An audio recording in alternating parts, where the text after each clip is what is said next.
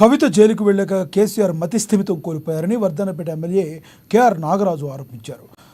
కేసీఆర్ కుంభకర్ణ నిద్ర లేచి ప్రజలను మోసం చేయడానికే దేవరపల్లికి వచ్చారంటూ విమర్శించారు. రైతులను మోసం చేసిన పాపం కేసీఆర్దేనని నాగరాజు అన్నారు.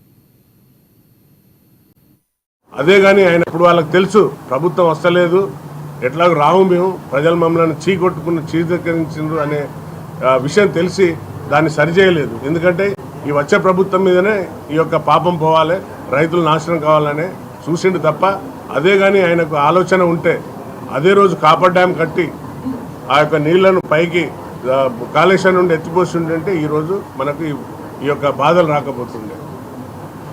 కరెంటు విషయంలో మాట్లాడుతున్నాడు. కాంగ్రెస్ రాగానే కరెంటు కష్టాలు వస్తాయి, రైతు కష్టాలు వస్తాయి అని అంటున్నాడు. కాంగ్రెస్ వచ్చినప్పటి నుండి వచ్చే 4 రోజులు కాలేదు, 90 రోజులు పూర్తి అవుతుంది. 100 రోజులు 4 నెలలు అంటే సుమారుగా 4 నెలల్లో పోతున్నాం. ప్రజలతో మమేకమైపోతున్నది ప్రభుత్వం. ఎక్కడ కూడా ప్రజలకు అన్యాయం జరుగుతుంది, ఎక్కడ జరుగుతుంది వాళ్ళని ఆదుకునే రైతుకు ఏ విధంగా ఆదుకోవాలనే దిశగా పోతున్నది. నువ్వు రైతు బంధుతోని కోట్ల రూపాయలు స్కామ్ చేస్తుంది.